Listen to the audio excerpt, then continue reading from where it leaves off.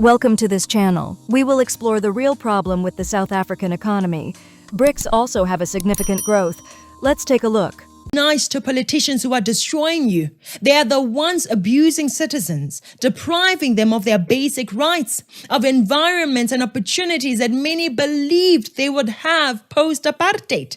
As they do all of this to the people of South Africa, they rush to blame the poor living standards of South Africans on apartheid. The Eastern Cape, the second largest province in South Africa, and it is quite expansive, by the way.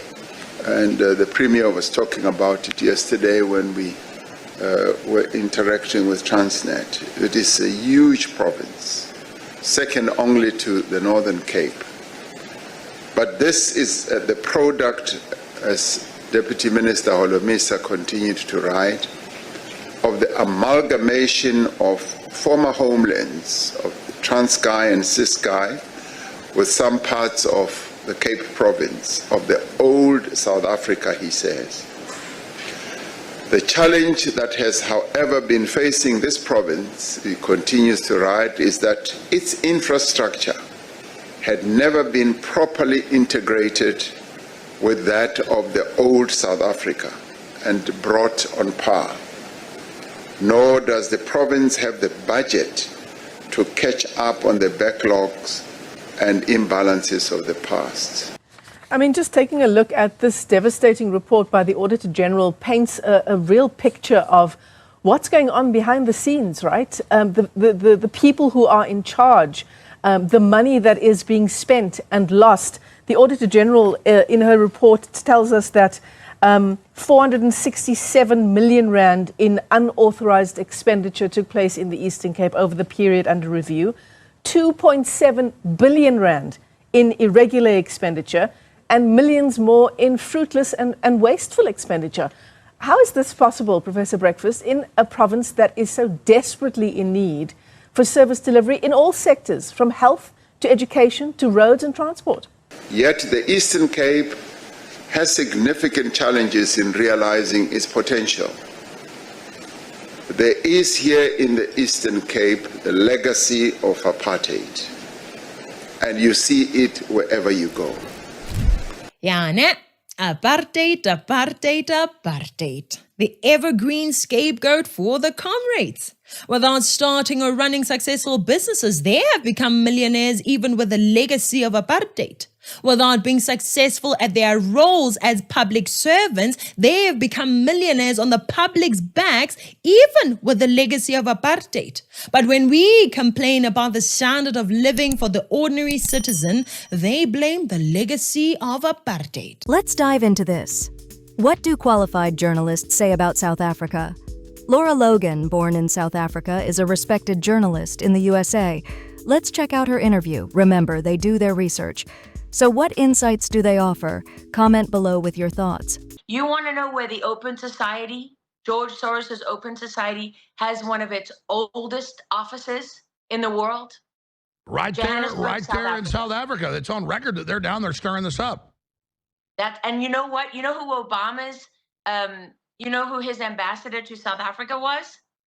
A man called Patrice Gaspard, who came from Haiti. And when Patrice Gaspard was recalled at the end of the Obama administration, you know where Obama put him?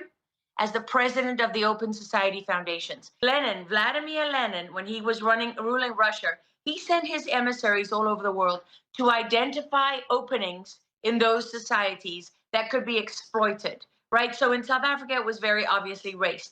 So the ANC, the party of Nelson Mandela and the ruling party, they really had their origins and roots in Marxism. Read lookalike, it's not her, in this John Bound report we just aired, first time I'd seen it, with black Americans that are brainwashed, saying, oh, these African farmers are coming to rip us off, slap in the face. Trump's got Secret Service, but these black, these white Afrikaners don't, and then cutting to the ANC meetings where their president gets up and says we're going to kill the white people, and it's happening, and then to say that Trump's lying about this and it's not white genocide and they shouldn't have refugee status. The Vietnamese in the South that were on our side, they got refugee status for Vietnam because they were going to be killed if they didn't, and they're great people. I don't care if they're Asian, black, white. I mean, if you're really being killed, that's what the refugee thing's for. But 99% of the people being brought in and given refugee status have not been. So it's really amazing. All right, we have a lady who's an American and a fellow Texan, but was born in South Africa, Laura Logan, famous, incredible investigative journalist, LauraLogan.com, at Laura Logan on X, joining us. You can find her popular podcast reports there. There's so much I'd love to ask her about. She's got so much on the border and globalism and the deep state. Also, we've only got her for about 20 minutes. We're going to take a break here in a few and rejoin our stations, but I want to go to Laura now.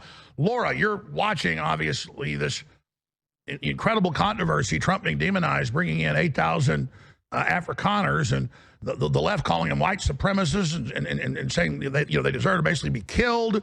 The Episcopal Church head saying, we don't help white people, they're bad. I mean, the Soros advising all of this.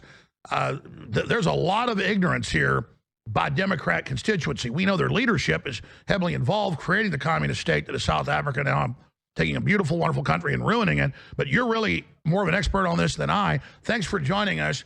We got a few minutes to break, but just give us your synopsis of what's really going on. Well, Alex, we're in an odd situation where there's no question that white farmers in South Africa are being murdered, at incredible rates. The murders are not just, they're not just getting shot. The murders are very violent, and many people are being tortured. And for some reason, there are political forces today that just want to deny that white farmers are in trouble. And it's not just that they're being murdered. It's that there are so many racist laws on the books. And of course, now the South African government has said that they're going to expropriate the land, take the land back without any kind of compensation. Well, South Africa has 30,000 commercial farmers, roughly. You take those people out of production, and I can promise you we know exactly what's going to happen because we saw what happened in Zimbabwe, which is across the border. It is that people will starve. Zimbabwe had about 5,000 white commercial farmers when they went after the land.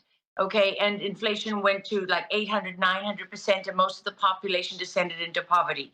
Okay, South Africa, think about it, 30,000 in comparison. Now, the point that people will make is that the violence in South Africa is unbelievable, and that many people suffer from this. It's not just white farmers. And that is true. There is an unacceptable level of violence across South Africa. But to deny that white farmers specifically are not being targeted is just, is frankly ridiculous. If you ask any white farmer, I've been out there. I am South African born and raised, and obviously American now, as you pointed out.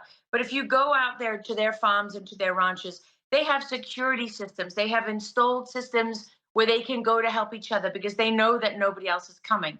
And what happens is when, you can imagine when you go to a farm in the middle of nowhere, what happens? People can come in and they can take their time. So they boil people alive. They gang rape, women in their 80s. There is so much evidence of the atrocities that have been carried out.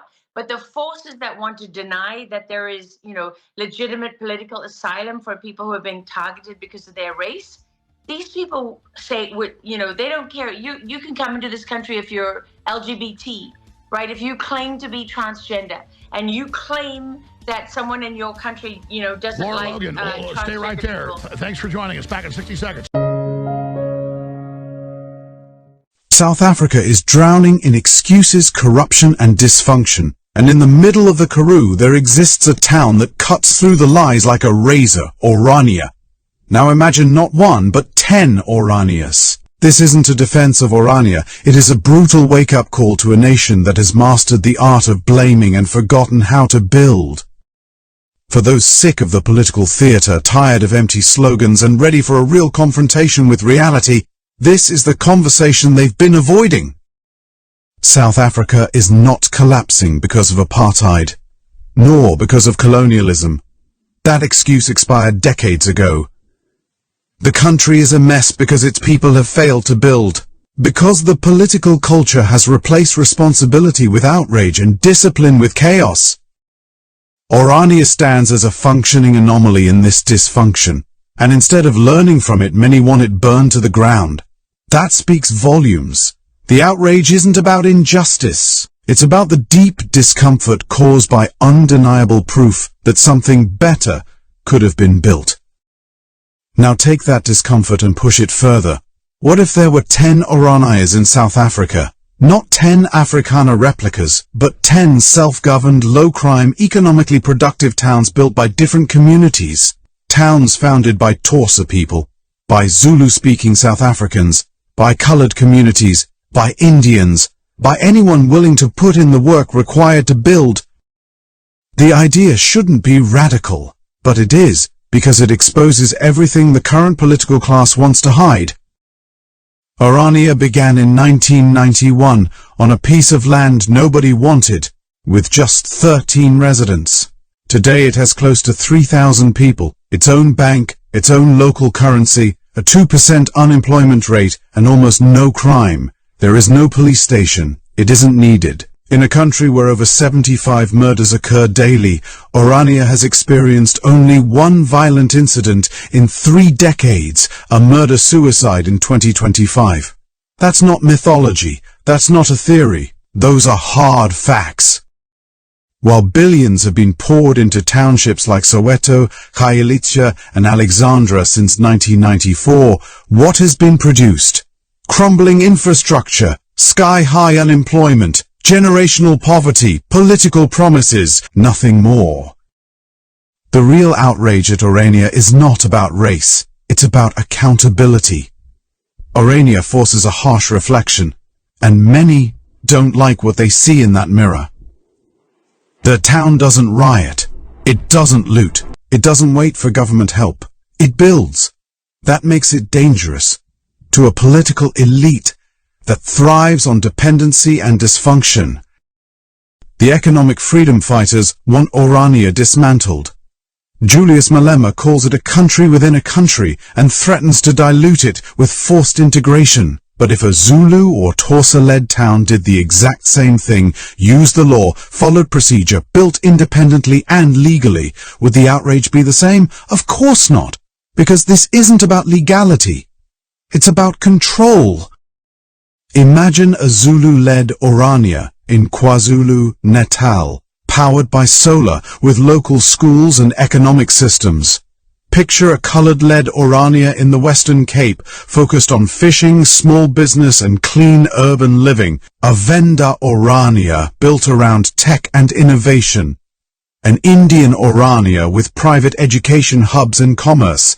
A Tswana Orania based on solar farming and livestock.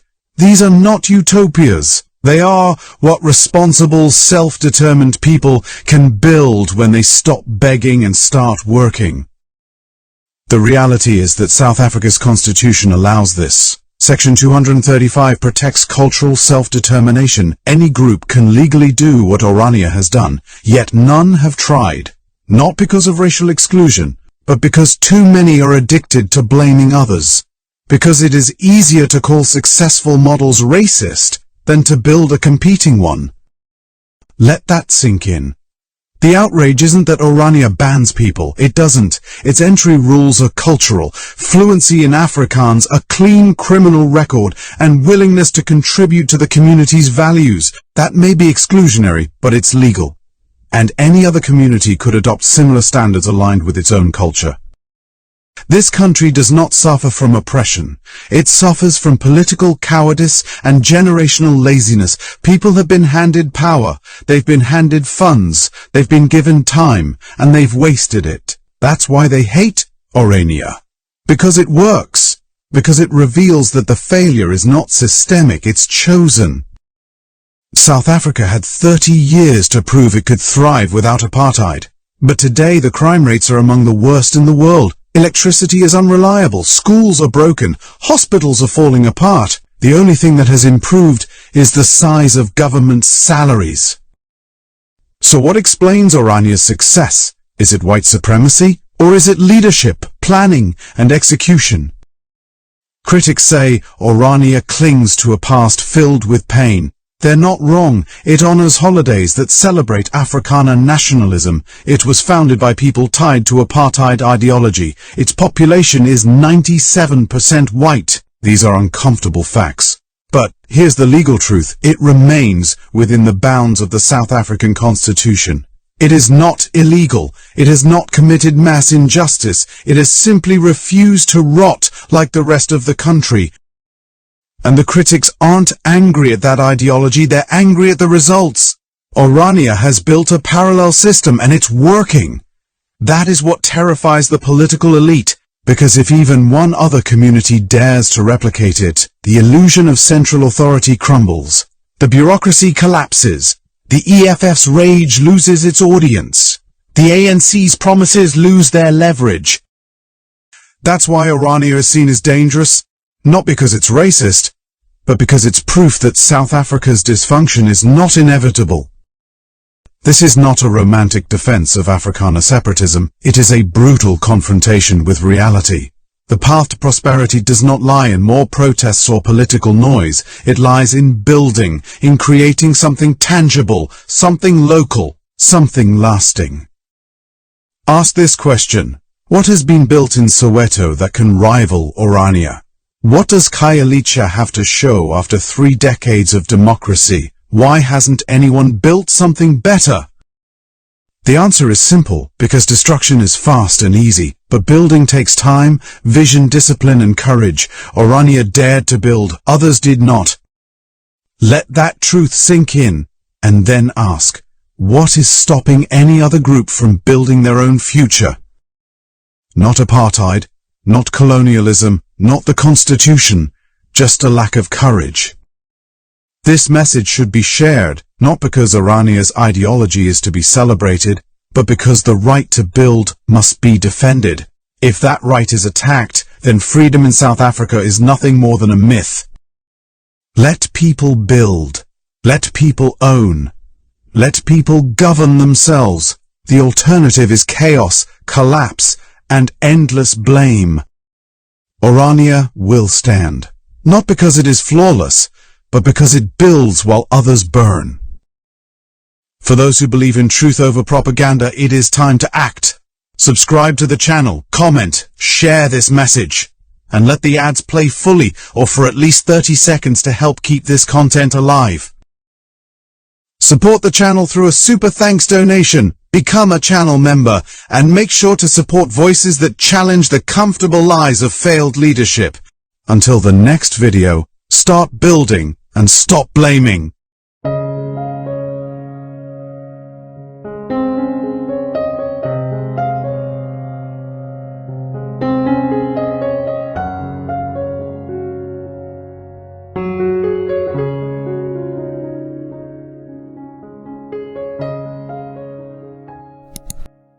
Let me introduce you to BRICS Pay, a game changer in global finance. This decentralized system, led by China and Russia, is revolutionizing cross-border transactions. By using local currencies, it reduces reliance on the US dollar and SWIFT. BRICS is expanding, welcoming new members like Indonesia and the UAE. This growth supports a multipolar world and South-South cooperation. Technologically, BRICS is advancing AI governance and digital ecosystems. Financially, the new development bank is backing infrastructure projects. These initiatives are paving the way for economic sovereignty and growth. Which BRICS initiative excites you the most? Or are you ready to see how these changes will impact the global economy? Thanks for watching. Please like and subscribe and help us get the word out to build a better South Africa. See you in the next one.